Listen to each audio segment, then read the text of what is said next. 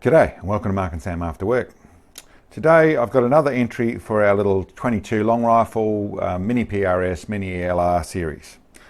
What I've got in front of us is this little Ruger. Now the Ruger, most people would be thinking we'd be looking at the Ruger Precision. With this company getting into the state, they need them to be completely legal over here, and we do have some issues with some silly laws in Western Australia about shrouded barrels, which is only issues in some places, but like I said, they need to be 100%.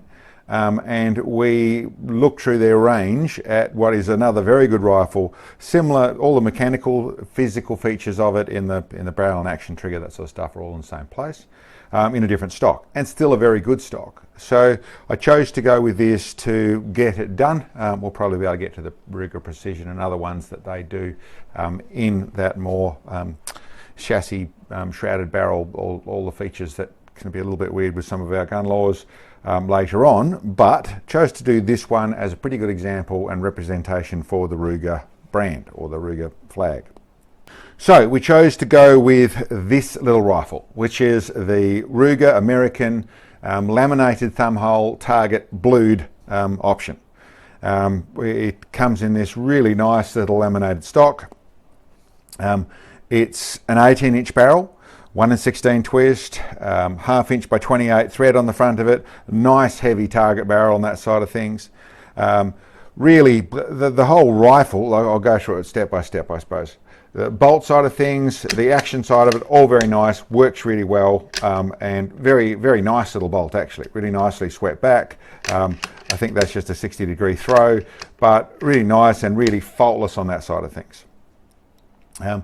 It came with this little Picatinny rail on it, which bolts onto 4 little bolts through into the receiver, but it also has the 11mm dovetail underneath there.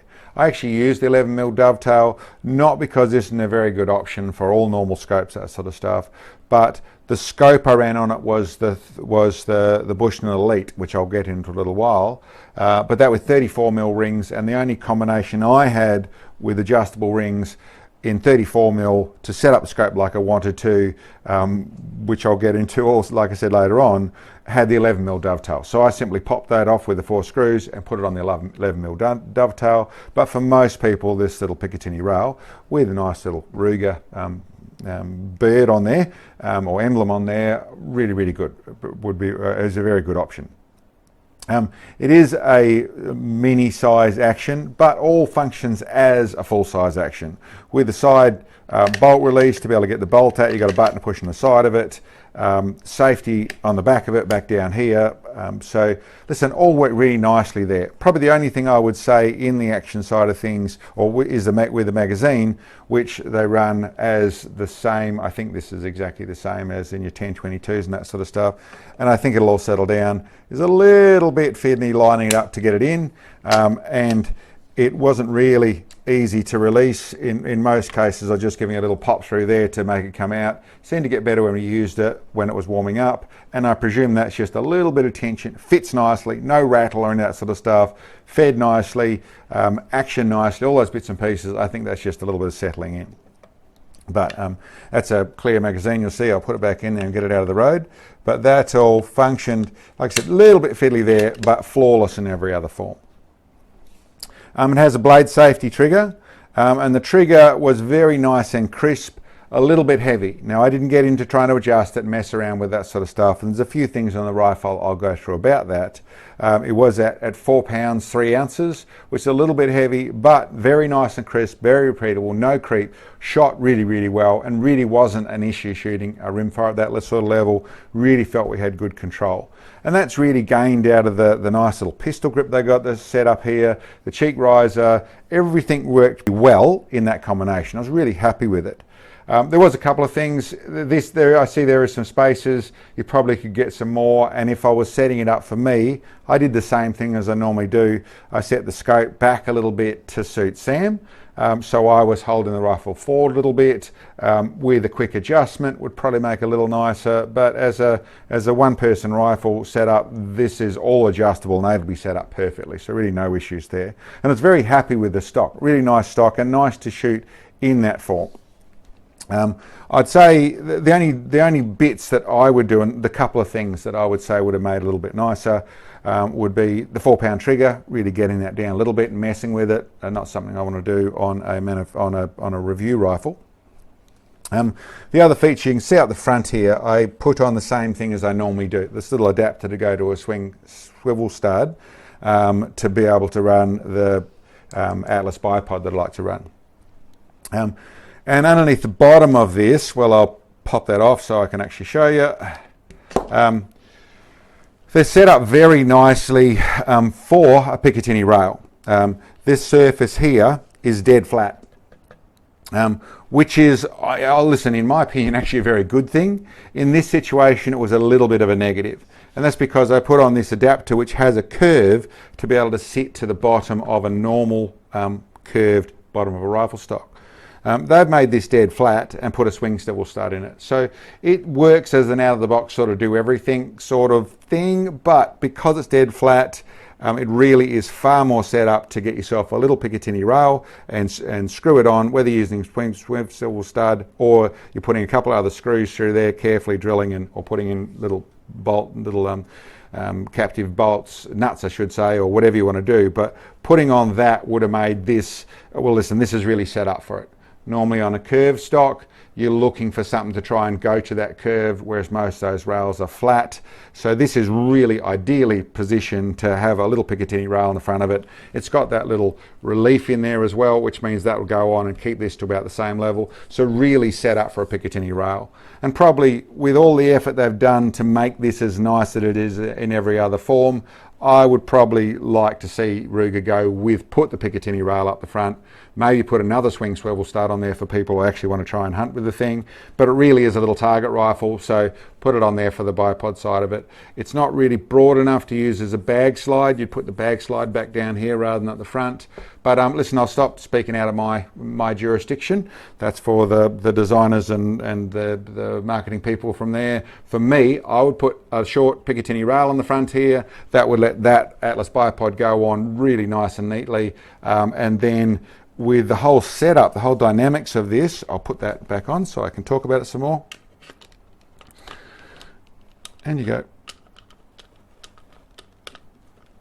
Here we go.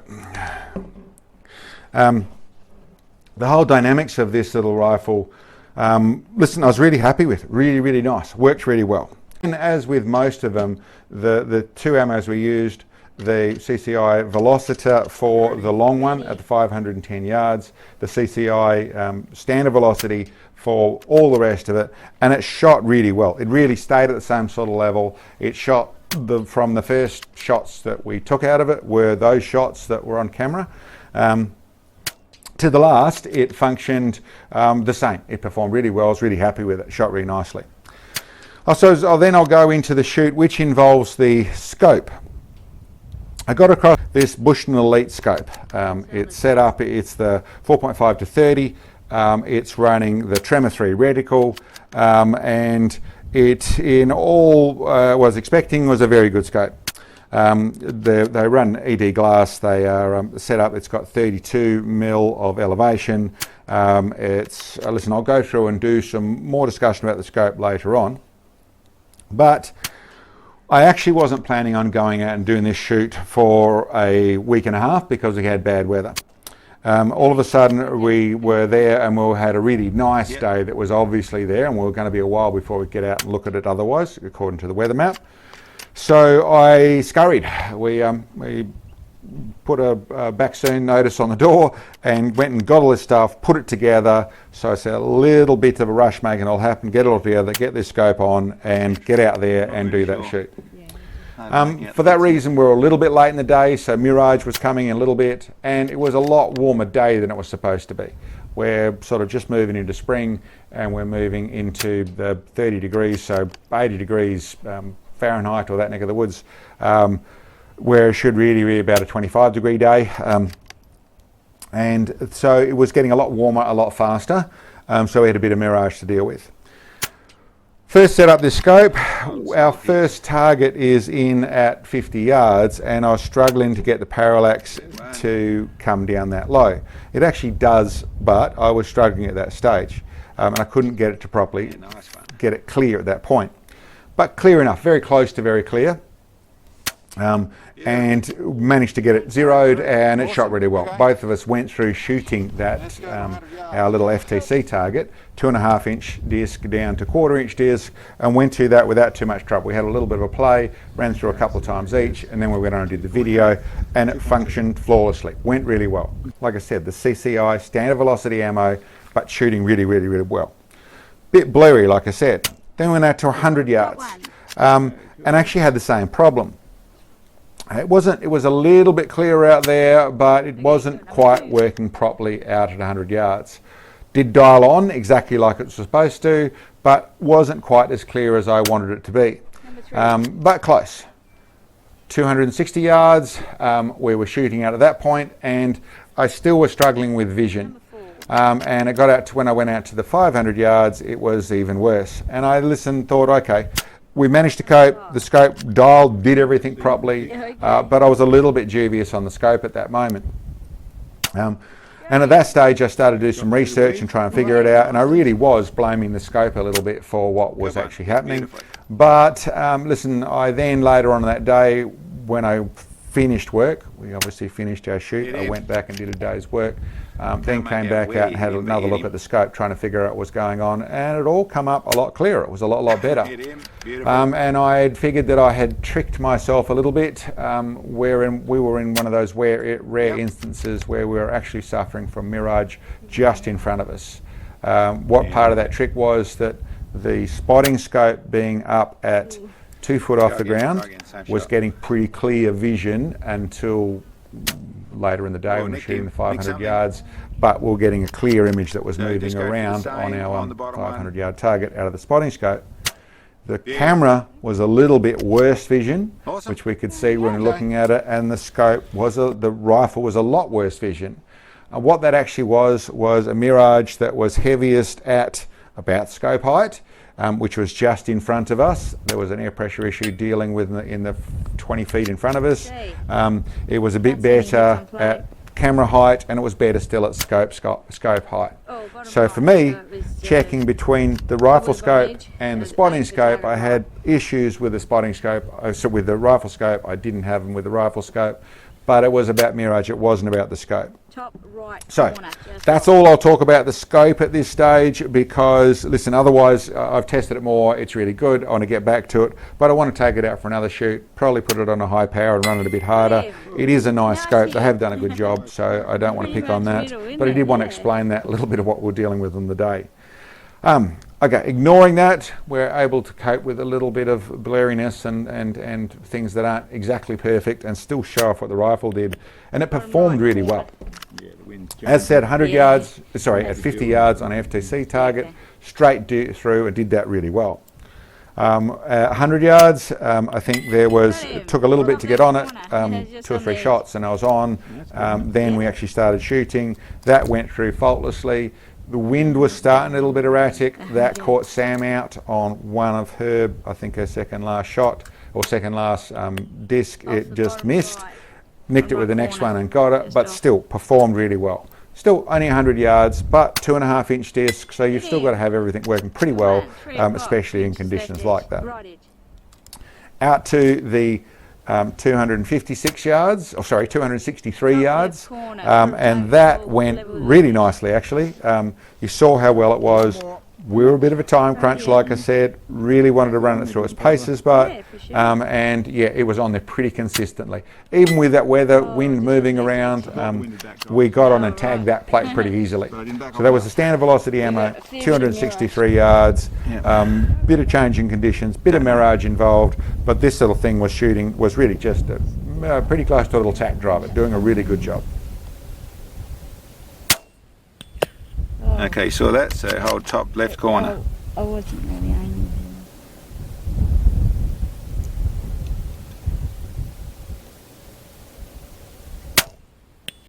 Hit it somewhere. Must have nicked it on the bottom. Or maybe hit the chain. Yeah, top left corner I was aiming for. Yeah, do it again. Same shot. Okay, it was high. Okay. So bottom left corner. Rightio. Hit it, beautiful. Oh, in the middle. Okay. You saw that there, so you could behind go you. just hold left edge. Moving. Hit him again, good, perfect. Okay.